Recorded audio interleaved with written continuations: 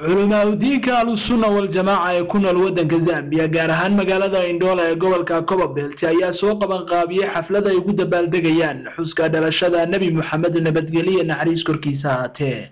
حفلة نوهيد مثل سلالوس وقاسمة يا وحكا سوق يبقلي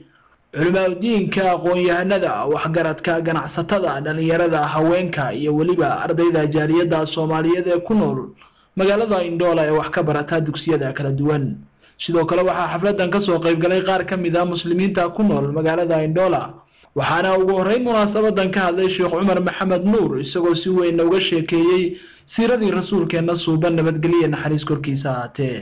Allah subhanahu wa ta'ala wuxuu qaar rasuul sheegayo qul kuntum tuhibbuna Allah fattabi'uni yuhibbukum Allah hadii aad rabtaan inaad ilaahay jeclaataan oo ilaahay rabtaan inaad jeclaataan وحق له إلى جعلنا عبدوية أنا يسوع النبي عليه الصلاة والسلام نبي هذا الوصل اليوم وأمر كان قاطع وهذا كمان الوصل اليوم الله سبحانه وتعالى توجه بوصل لنا هذا كان رأي الكريستيان سلام إلهي بوصل لنا إنما هي رحمة ومغفرة وأنا حريص يا مغفرة أما هذا ليست القصيدة يستوى إقالة طبعا ما النبي عليه الصلاة والسلام ولما في هذه الاحتفالات كالنبي والملائكة كالعسى بلديس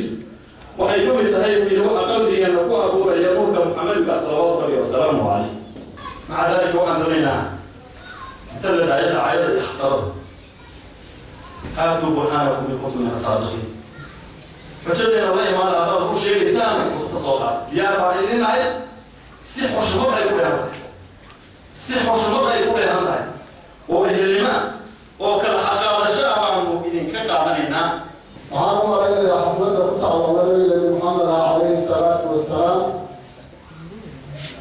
قفك موضوع علمية منذ درين كرا هم شيء آخر أحسن شريعة النبي محمد ليس كتب ما تنشأ.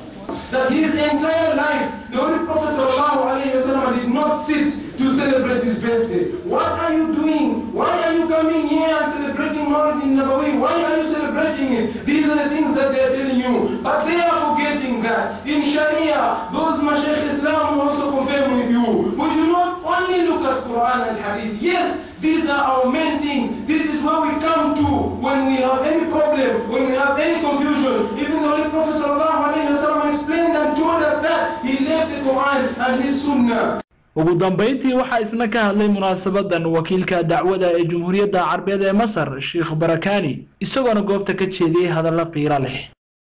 كيف نحتفل بميلاد الرسول هل احتفل به الرسول نعم احتفل به محمد صلى الله عليه وسلم هل احتفل به الصحابة يتشددون ويتشدقون ما هذا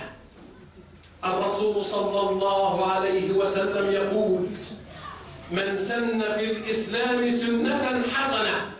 فله أجرها وأجر من عمل بها إلى يوم القيامة ما المنكر الذي فعلناه الآن اجتماعنا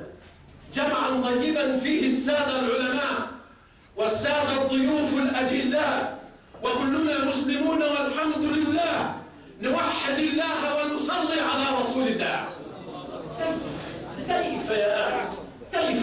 لا نحتفل munaasabadan ayaa waxay qayb ka tahay munaasabado isdaba jooga oo loogu dabaaldegayay maalmihii la soo dhaafay xuska dhalashada nabi maxamed nabadgeliye naxariis korkiisa aatee kuwaasi oo ay soo qaban qaabiyeen muslimiinta ku nool Zambia oo ay Soomaaliduna qayb ka tahay محمد يا رسول الله صلى الله عليه وسلم سيد مصداهر Universal TV Indoola